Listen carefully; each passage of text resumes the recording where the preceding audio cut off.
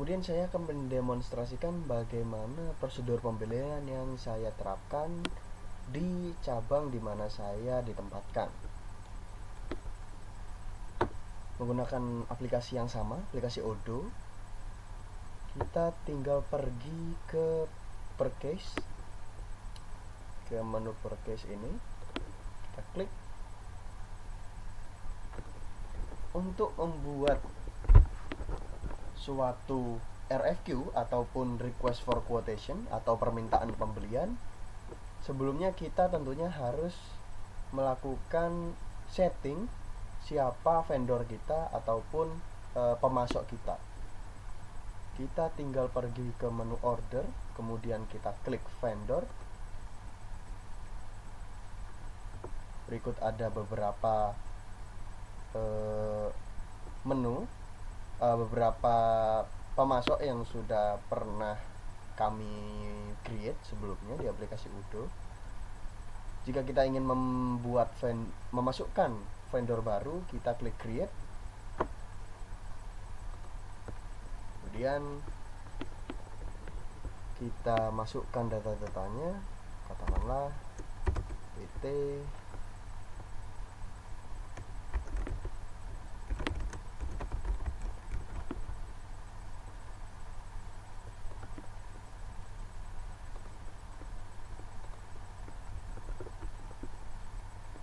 kemudian emailnya,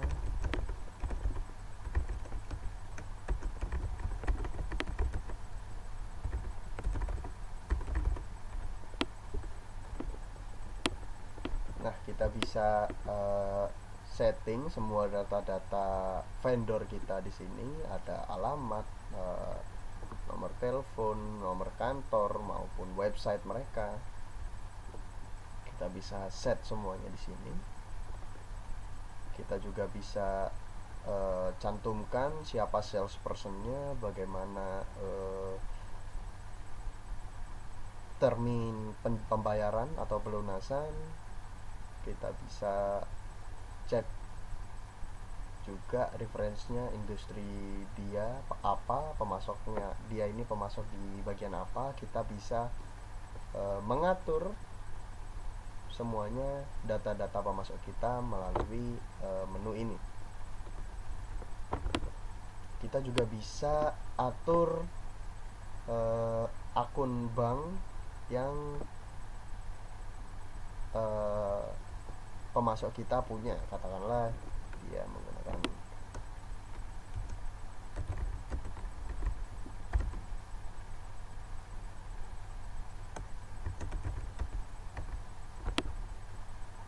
dengan nomor rekening berikut.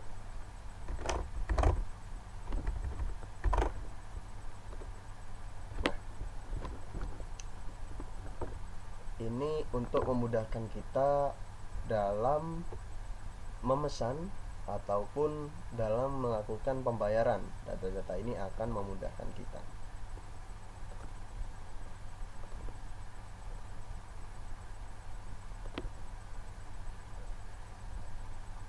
Kemudian kita juga bisa setting pemasok ini itu sebagai perusahaan maupun sebagai individual. Pada kesempatan ini saya akan setting pemasok ini sebagai perusahaan. Kita tinggal klik save.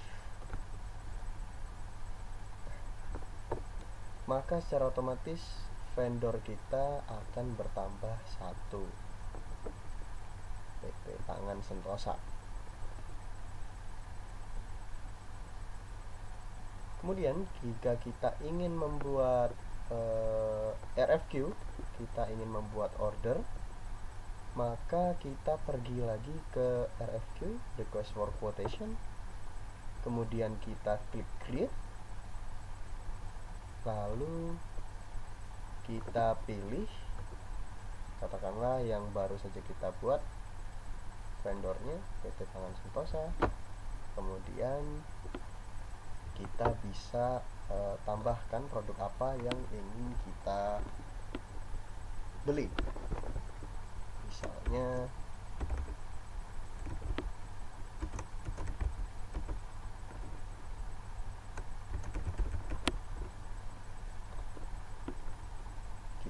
langsung create produknya.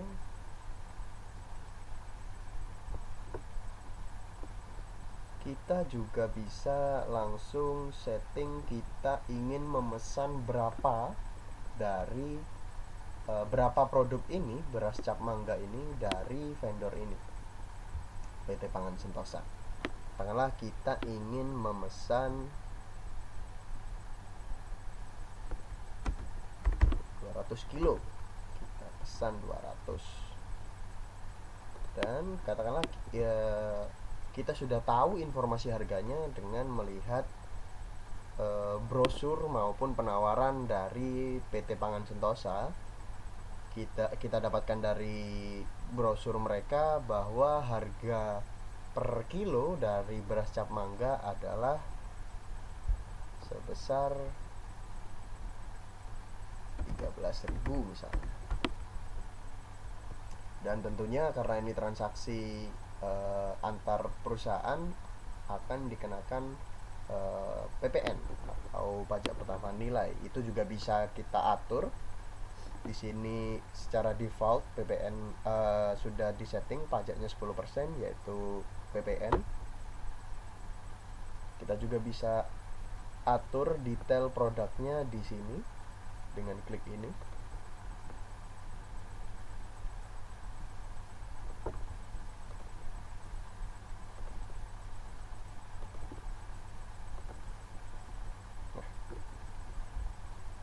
Kita bisa atur di sini tipe produknya. Kita bisa atur informasi produk ini seperti apa.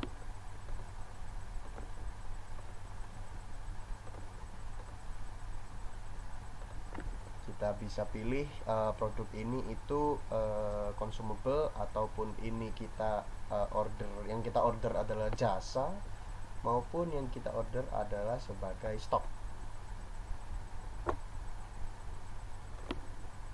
Kita bisa setting semuanya di sini.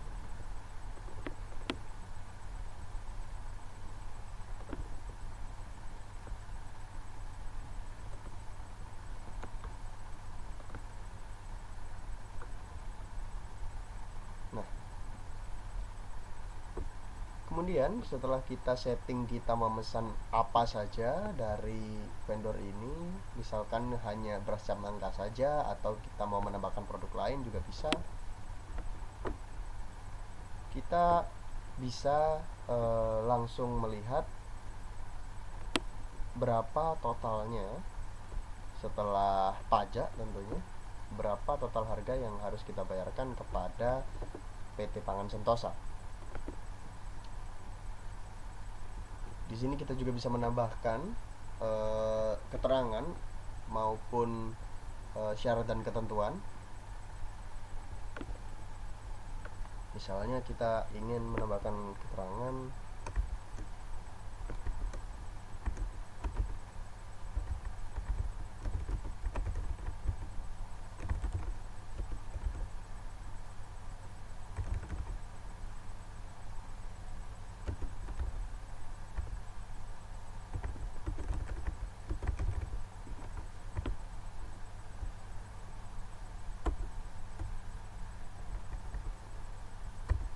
seperti ini misalnya. Kemudian setelah kita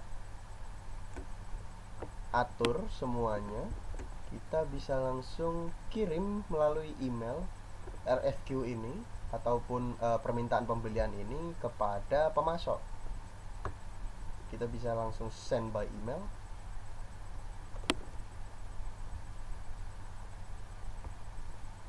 Kita tunggu.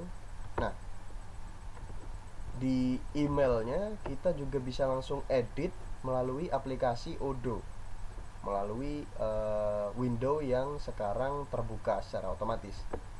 Ini ada template dari Odoo. Katakanlah kita tidak ingin merubah ini, juga kita RFQ atau permintaan pembelian kita langsung tercantum ataupun terlampir di email yang akan dikirim.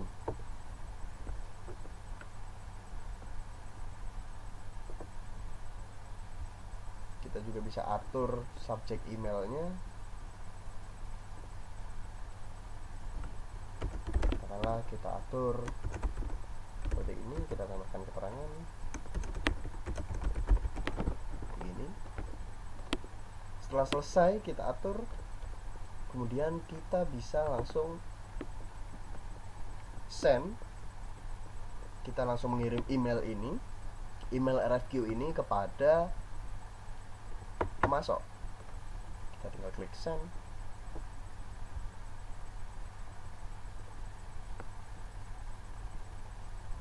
Nah, kemudian RFQ ini sudah dikirim kepada pemasok. Hal tersebut bisa kita cek di status bar yang ada di sebelah kanan.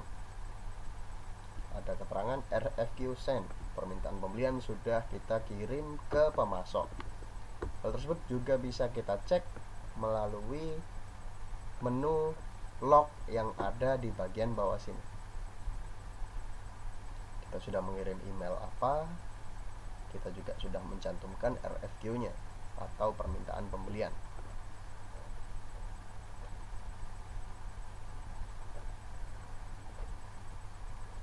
Katakanlah pemasok menghubungi kita kembali melalui telepon ataupun email bahwa barang yang kita pesan tersedia, maka kita juga bisa langsung confirm order ataupun menyetujui pembelian dari halaman ini. Misalkan saja kita klik confirm,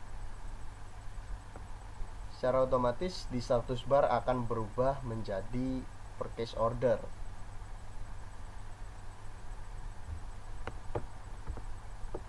Dan kita akan diperlihatkan purchase order kita. Ada keterangan vendornya siapa, ada keterangan juga kita order produk apa, sebanyak berapa, dan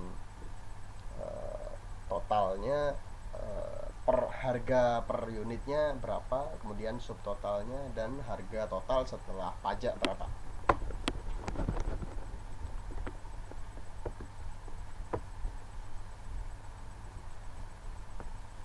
Setelah itu kita juga bisa katakanlah barang sudah datang ke tempat kita, ke cabang kita, ke kantor kita, barang yang kita pesan sudah datang. Kita bisa setting di sini.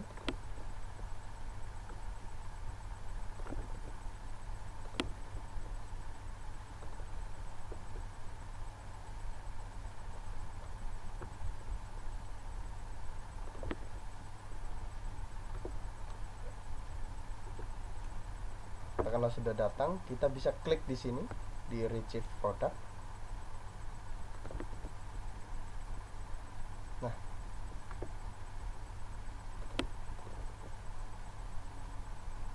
kita bisa melakukan setting bahwa produk yang kita terima berapa. Jadi tetap ada quality check tentang pengiriman ataupun tentang supply chain yang kita lakukan antara vendor dengan kita. Katakanlah barang yang kita terima cuma 150. Nah,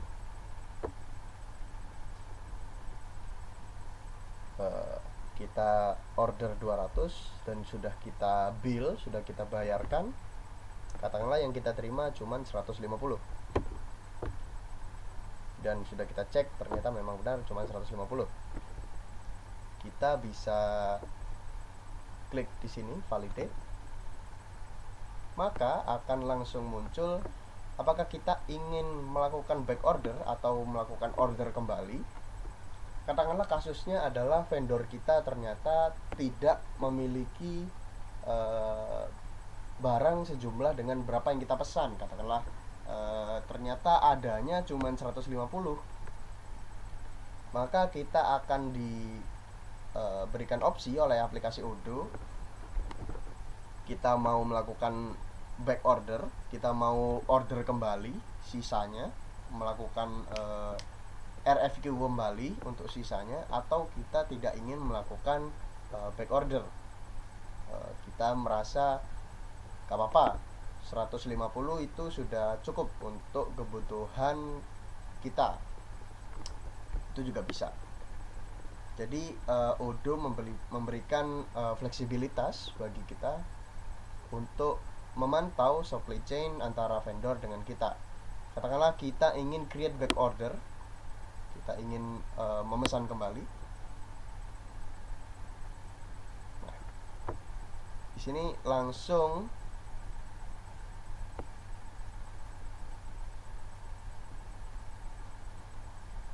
tertulis 150 dan yang telah kita terima 150.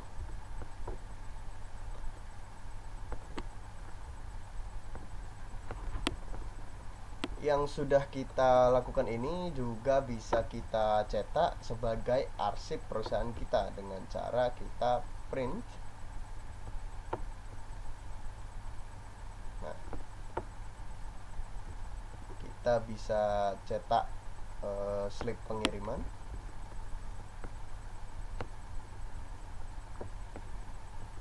Seperti ini.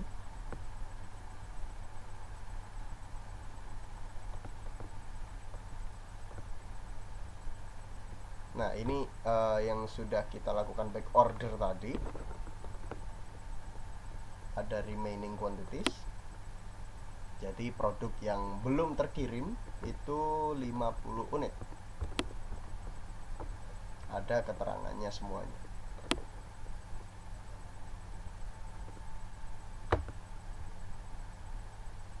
Kemudian katakanlah kita perlu untuk melakukan retur. Ternyata dari yang kita terima itu ada produk cacat ataupun produk yang tidak sesuai dengan apa yang kita pesan. Kita bisa setting di sebelah sini berapa yang kuantitas yang ingin diretur.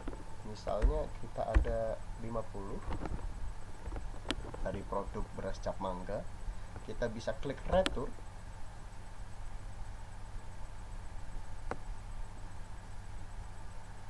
Secara otomatis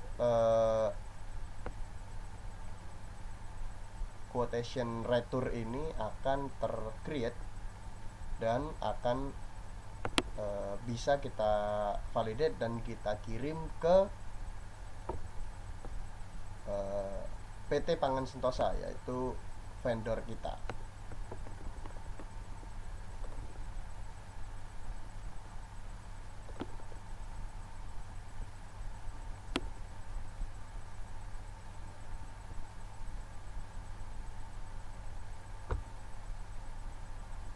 Setelah kita melakukan RFQ dan sudah selesai, sudah kita bayar dan lain-lain, sudah kita terima, sudah kita cek, kemudian semua retur sudah selesai, kemudian barang akan secara otomatis masuk ke produk kita, masuk ke stok kita.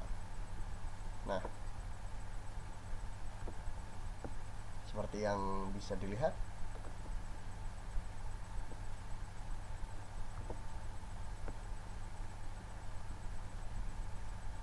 sini total unitnya ada 100 unit karena tadi kita pesan itu 200, yang kita pesan 200, sementara yang datang hanya 150 dan kemudian kita sudah retur sejumlah 50 unit dan retur sedang diproses. Maka yang kita miliki sekarang di perusahaan, stok perusahaan untuk produk ini beras cap mangga adalah 100 unit. Secara otomatis dari menu pembelian, dari purchase, dari RFQ tadi, dari RFQ bisa langsung masuk ke list produk maupun list stok kita.